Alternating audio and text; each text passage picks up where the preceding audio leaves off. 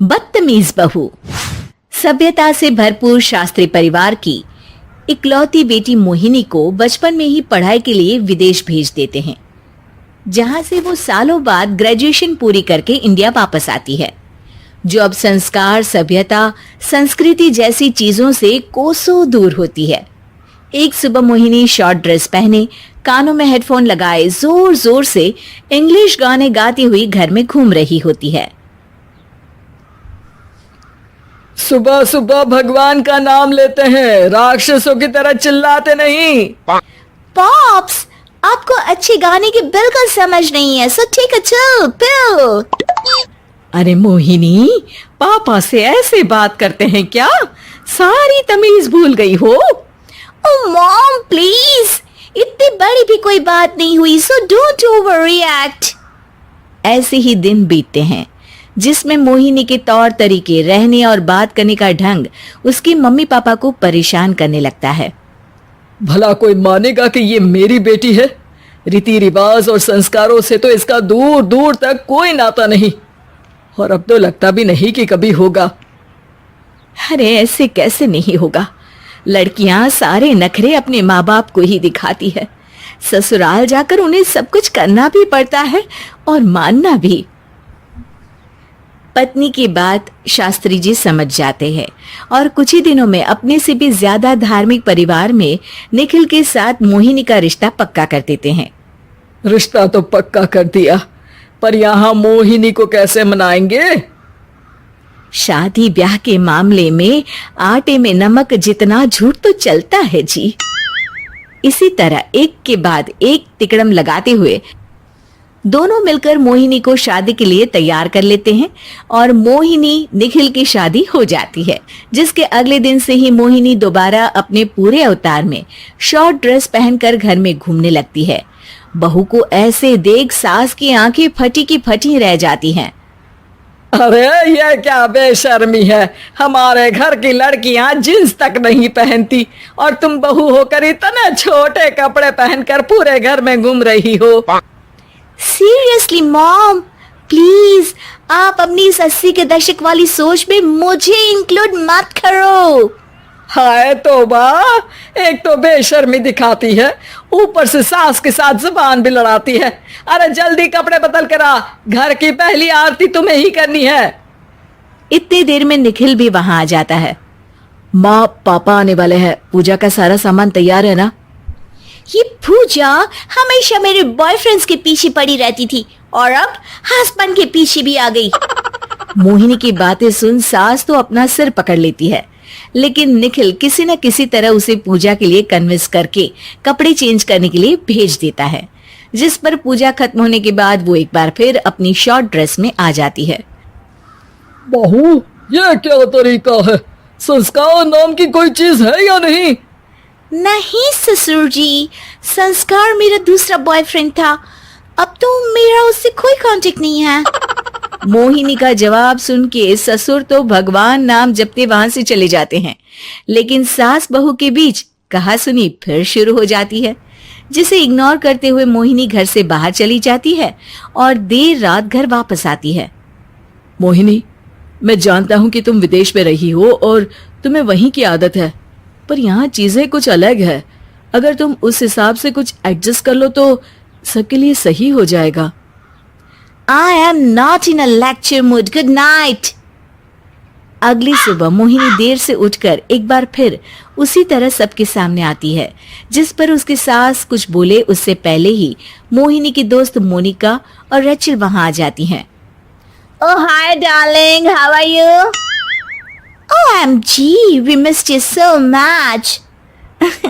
I missed you too darling. Ram Ram, इन्होंने तो तुमसे भी छोटे कपड़े पहने हैं। अरे तुम लोगों के अंदर कोई शर्म लिहाज बाकी भी है या सब बेच खाई? मोहिनी, तुम्हारी मेड कुछ ज्यादा नहीं बोलती। इस पर मोहिनी की दोस्त उसकी सास का मजाक बनाने लगती है, जिसे सुन निखिल उन्हें जवाब देते हुए कड़वे शब्द सुना देता है और वो सुन के वो दोनों तो मुंह बनाए वहां से चली जाती है, लेकिन गुस्से से लाल मोहिनी वहीं खड़ी निखिल को घूरती रहती है। घूर क्या रही हो? तुमसे शादी की ये सोचकर कि विदेश में पढ़ी लिखी हो, घर में कोई पॉजिटिव चेंज लाओगी, अपनी करियर के लिए एम्बिशियस होगी, पर अपने इस बिहेवियर से उस पढ़ाई के साथ साथ अपने मम्मी पापा के नाम को भी डुबो रही हो। अगर तुम्हें ऐसे ही हाल रखना है तो यहाँ रहने की कोई जरूरत नहीं है। निखिल की बातें सुनकर मोहिनी रोते हुए घर छोड़कर अपनी मम्मी पापा के पास वापस आ जाती है। ससुराल में सब कुछ ठीक तो है? वो अपने आप को समझते क्या है? मोहिनी पर चिल्ला रहे हैं? मैं क्यों उसके इशारों पर चलूं? मैं अपनी लाइफ अपने तरीके से जीना चाहती हूँ और वो ना आप लोगों को मंजूर था और ना ही उन्हें है।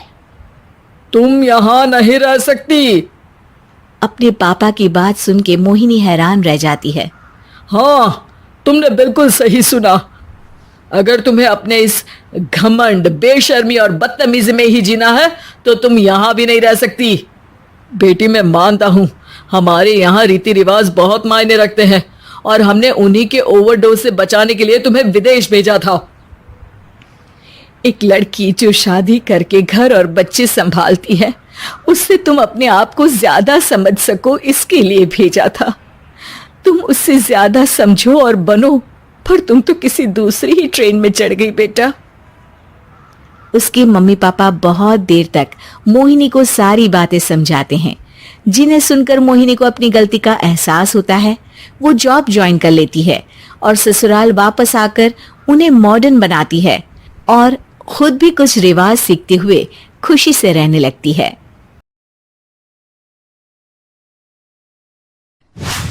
इसका नाम शशि रखते हैं। क्या समधी जी, शशि लड़कियों का नाम है, क्लास के बच्चे इसे चिढ़ाएंगे ना।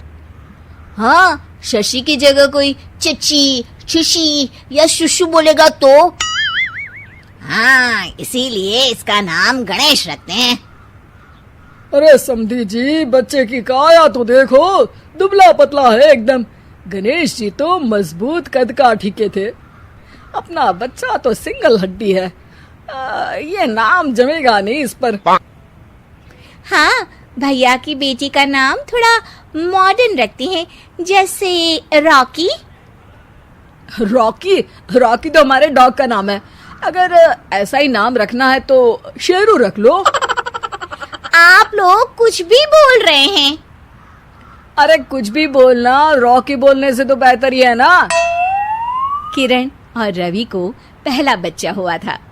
दोनों के ही परिवार वाले उस बच्चे का नाम रखने के लिए पूरा जोर लगा रहे थे। 3 महीनों से ये लड़ाई चल रही थी, मगर कोई भी एक ढंग का नाम नहीं रख पाए थे। किरण और रवि इस बात से बहुत परेशान थे, लेकिन परिवार के लोगों के सामने कुछ बोलते भी नहीं थे। दामाद जी पे गया है बेटा, उनका नाम रवि है तो इसका नाम शनि रख देते हैं। शनि देव रवि, यानी सूर्य के ही तो बेटे थे ना। अरे समधन जी, आपने अकल चोर बाजार में बेच दी है क्या? शनि कैसा नाम है? ऐसे तो आप आगे आने वाले बच्चों के नाम साढ़े साती और दैया रख देंगे। हैं? अरे जबान संभाल कर बात कीजिए। और आप भी जबान संभाल कर नाम बताइए। शनि नाम रखोगी तो कोई भी इस पर तेल डालकर चला जाएगा। किरण के सब्र का बांध टूट रहा था। बच्चे पे पहला हक उसकी माँ का होना चाहिए, है कि नहीं? नाम मुझे रखना था, लेकिन सब लोग मिलकर नाम रखना चाहते हैं। ऐसा लग रहा है कि सब लोग लूडो खेल रहे हैं। कौन पहले नाम रखेगा बच्चे का? बात तो सही कह रही हो तुम, लेकिन तुमने क्या नाम सोचा है किरण? टाइगर। अरे यार किरण, माना कि तुमको टाइगर श्रॉफ पसंद है, पर बच्चे का नाम थोड़ी ना रख देंगे। ऐसे तो मुझे मोगेम्बो पसंद है, तो क्या बच्चे का नाम मोगेम्बो रख दूंगा?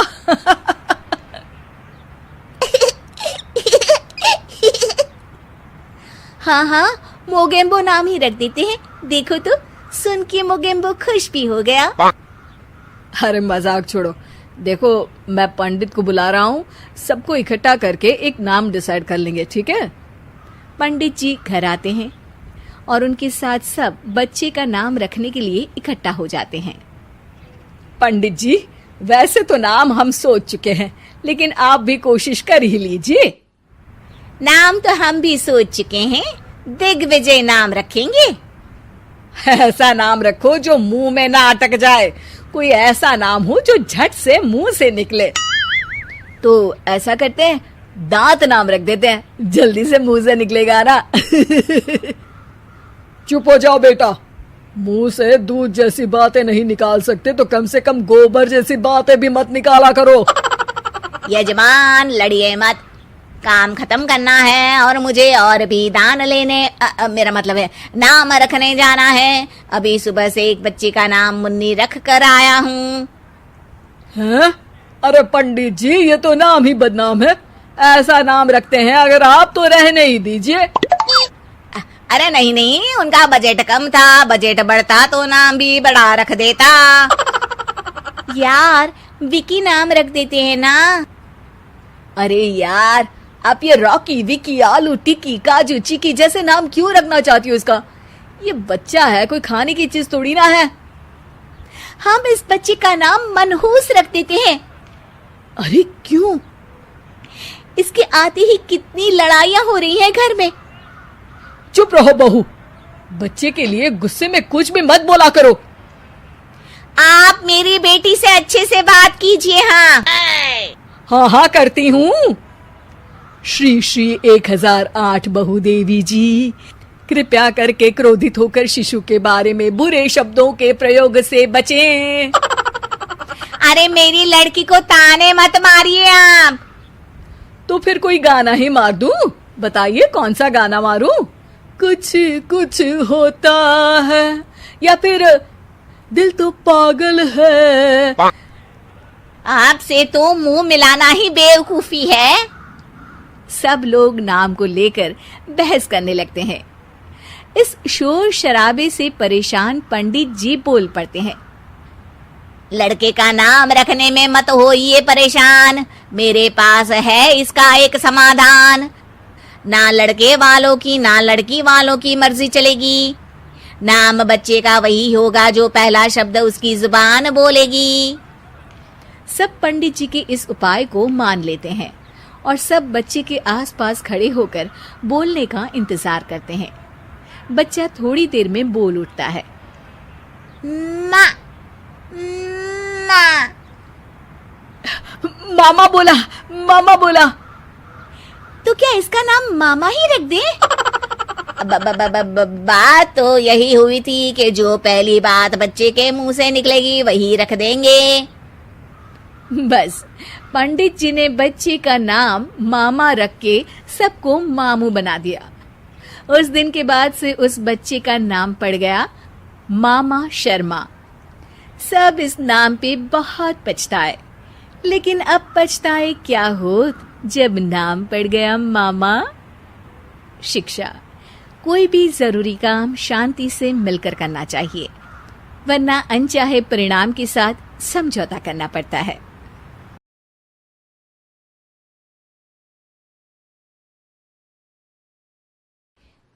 दिव्या को देखने लड़के वाले आए हैं, लेकिन उनकी बातों से लग रहा है कि वो लंबी लंबी फेंक रहे हैं।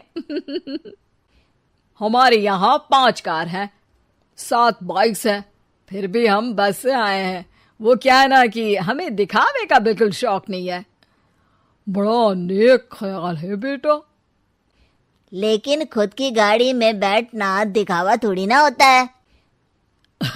अरे हम दिल्ली से आए हैं, वहाँ पोल्यूशन बहुत है ना, तो हम गाड़ी में नहीं निकलते हैं। हाँ, ये उससे भी बड़ा नेक ख्याल है बेटा। लेकिन अगर आपको पोल्यूशन की इतनी चिंता है तो घर में 5 कार और 7 बाइक क्यों रखी है? अरे इतने पैसे हैं, फुर्सत में क्या करेंगे, कुछ ना कुछ खरीद लेते हैं। अभी पिछले ही हफ्ते एक हेलीकॉप्टर खरीदने का सोच रहा था। तो क्यों नहीं खरीदा? अरे उसके पंखे हवा ज्यादा देते हैं, हमारी माँ को ठंड बहुत लगती है ना, अब बुजुर्गों का ध्यान रखना पड़ता है ना। अरे वाह वाह, ये तो बहुत बड़ा ऊंचा और नेक ख्याल है। हम कैसे मान ले कि ये लोग झूठ नहीं बोल रहे हैं? अरे हमारा परिवार झूठ नहीं बोलता। दिल्ली शहर में किसी से भी पूछ लीजिएगा, हमारे बेटे का बड़े लोगों में उठना बैठना है। हाँ। अरे छोटो चुप रह, इतने बड़े लोग हैं, झूठ क्यों बोलेंगे? हमारी फैक्ट्री है, और ऐसी फैक्ट्री कि यहाँ ग्राहक आया, इधर सामान बनाया जल्दी जल्दी, और हम हर काम ना जल्दी करते हैं। हाँ, वही तो, तब जल्दी जल्दी अपनी बेटी का हाथ हमारे बेटे के हाथ में दे दीजिए। दिव्या के पिताजी दिव्या के भाई छोटू की एक भी बात न मानते हुए दिव्या की शादी दिल्ली के इस फेंकू परिवार में करवा देते हैं। जब दिव्या ससुराल पहुंचती है तब आपकी कार्स और बाइक्स कहाँ है? मुझे बाहर जाना था किसी काम से। कार और बाइक्स? कौन सी कार और बाइक्स? अरे, जब आप मुझे देखने आए थे तो कहा था ना कि आपके यहाँ 5 कार्स हैं और 7 बाइक्स हैं। हाँ हाँ, उस दिन थी, आज नहीं है। है? आज कहाँ गई? अरे, जिनकी थी वो ले गए। मतलब वो आपकी नहीं थी? आपने तो कहा था हमारे घर पर है। हाँ, घर पर थी। बाबूजी का एक पार्ट टाइम काम है, कार और बाइक धोने का। उस दिन घर पे 5 कार और 7 बाइक्स थी तो बोल दिया था। अरे, झूठ थोड़ी ना बोला है, जैसा था वैसा बोल दिया। और वो हेलीकॉप्टर खरीदने वाली बात, वो झूठ थी क्या? अरे बिल्कुल नहीं। शहर में एक नई कंपनी आई है पंखे की, जिसके पंखे बड़े हैं। कंपनी का नाम हेलीकॉप्टर रखा है। जब लेने गए तो हवा बहुत तेज फेंक रहा था, तो माँ ने बोला ठंडी लगेगी बेटा। वैसे भी दिल्ली में ठंड ज्यादा होती है ना। झूठ कहाँ बोला मैंने, जैसा था वैसा बोल दिया। हे भगवान! और वो फैक्ट्री वाली बात, इधर ग्राहक आया उधर सामान तैयार। अरे वो भी तो बिल्कुल सही है। मेरा ना पानी पूरी का ठेला है, इधर ग्राहक आता है उधर पानी पूरी बना देता हूँ। अरे झूठ कहाँ बोला, जैसा था वैसा बोल दिया। हे राम, मेरे तो कर्म फूट गए। आपने तो कहा था कि आप लोगों का बड़े लोगों में उठना बैठना है। अरे है तो, पहले मैं बहुत बड़े लोगों के यहाँ नौकर था। जब भी कोई गलती करता तो वो मुझसे उठक बैठक लगवा देते। हो गया ना बड़े लोगों में उठना बैठना। दिव्या अपने साथ हुए धोखे पर रोने लगती है और ठान लेती है कि वो ससुराल वालों को लाइन पर लाकर ही रहेगी और उनकी ये झूठ बोलने वाली आदत छुड़वा कर रहेगी। आप लोग खाने में क्या लेंगे? करेला खा लूंगा। अरे मुझे तो टिंडे खाने हैं। कद्दू खाऊंगा। अच्छी बात है, खाने की टेबल पर मिलते हैं। शाम को जब सब खाने की टेबल पर मिलते हैं तो सब देखते हैं कि टेबल पर प्लेट्स में एक पूरा और कच्चा कद्दू रखा है, कच्चा करेला रखा है और कच्चे टिंडे भी रखे हैं। बहू, ये सब क्या है? ससुर जी के लिए करेले, आपके लिए टिंडे और श्रवण जी के लिए कद्दू। अरे वो तो दिख रहा है, लेकिन ये पकाया क्यों नहीं है? आप लोगों ने पकाने को तो नहीं कहा था, बस मैंने पूछा था क्या खाएंगे, तो आपने ये कहा था कि करेले, टिंडे और कद्दू खाने वाले हैं। ये क्या मजाक है दिव्या, तुम झूठ बोल रही हो। अरे मजाक कहाँ है, आपने कहा कद्दू खाएंगे तो खाइए, ऐसे थोड़ी ना कहा था कि पका हुआ खाएंगे। और वो आप क्या कहते हैं, जैसा था वैसा बोल दिया। झूठ कहाँ बोला मैंने? दिव्या की बात सुनकर समझकर सब शर्मिंदा हो जाते हैं और उन्हें अपने किए और झूठ बोलने की आदत पर पछतावा होता है। दिव्या समझदारी दिखाते हुए उन्हें सच के रास्ते पर चलने और किसी से मजाक में भी झूठ ना बोलने की सीख देती है और उनके काम में मदद करके उनके काम को और बड़ा बनाने में मदद करने लग जाती है। कंचन के बेटे ऋषि की शादी कहीं नहीं हो रही थी। एक तो ऋषि मोटा, ऊपर से कमाई भी कोई खास नहीं, लेकिन कंचन को तो शौक था मॉडर्न बहू लाने का और उसे एक दिन ऐसी लड़की मिल भी जाती है। हमें तो आपका ऋषि बहुत पसंद है, लेकिन मैं आपको साफ साफ बता देती हूँ, मेरी बेटी के शौक थोड़े से अलग है बहन जी। अरे बहन, हमें सब पसंद है। आपकी प्रियंका जैसी लड़की की तलाश मुझे कब से थी, जींस पहनकर अंग्रेजी में गिटर पिटर बोला करे। अरे बहन जरा सुन तो लो, मेरी बेटी के शौक क्या क्या है। अरे नहीं नहीं बहन, बस लड़की को देख लिया तो सब कुछ देख लिया। आप ना शादी की तैयारी करो, और वो जरा सामान की लिस्ट भी दी है ना मैंने। हाँ बहन जी, सारा सामान शादी से एक दिन पहले ही आपके दरवाजे आ जाएगा। मजा आ गया, मजा आ गया। अब तो बस आप शादी की तैयारी करो। प्रियंका के माता पिता के जाने के बाद कंचन का पति उससे कहता है, अरे भाग्यवान, तुम तो कुछ ज्यादा ही जल्दी दिखा रही थी शादी की। अरे बोलने तो देती, लड़की की माँ क्या बोलना चाह रही थी। अरे आप चुप रहिए जी, कुछ पता भी है आपको, बस मुफ्त में बोले जा रहे हैं।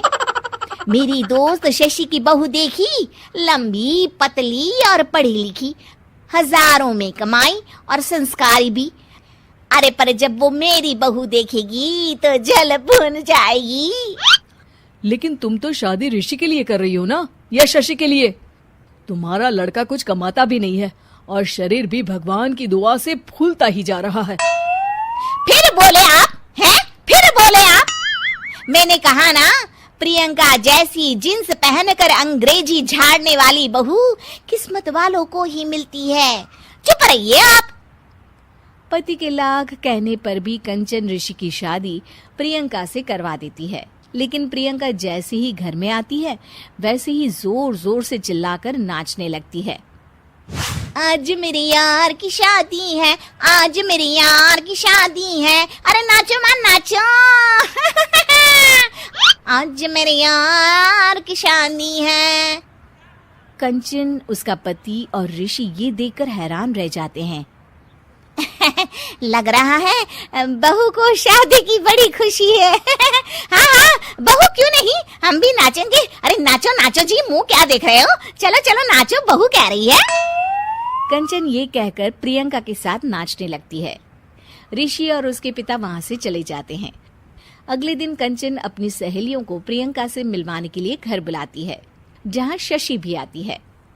अरे शशि, कैसी हो? मैं ना तुम्हें प्रियंका से मिलवाती हूँ। अरे सच में बहुत ही एडवांस सोच की लड़की है। कितने मॉडर्न ख्यालात है उसके, पता है तुम्हें? अरे हाँ कंचन, जरूर। बच्चों की शादी अच्छी ही होनी चाहिए। और वैसे भी तुझे तो शुरू से ही ऊंचे ख्याल की बहू चाहिए थी। तभी कंचन की सहेली कहती है, अरे कंचन, बुलाओ ना प्रियंका को, हम भी मिल ले। अरे बहू प्रियंका, जरा बाहर तो आना। कई बार आवाज देने के बाद भी प्रियंका बाहर नहीं आती है, तो कंचन को बुरा लग जाता है। वो उसे लेकर बाहर आती है, लेकिन ये क्या, प्रियंका लड़खड़ाती हुई बाहर आती है और उसके हाथ में शराब की बोतल होती है।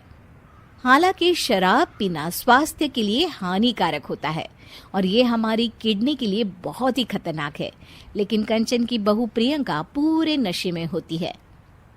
अरे इतने सारे लोग। ये कहकर वो शशि के पास जाती है। आंटी जी, पत्ते खेलेंगी, पत्ते। अरे दूर हो, दूर हो, तुम्हारे मुंह से तो शराब की बदबू आ रही है।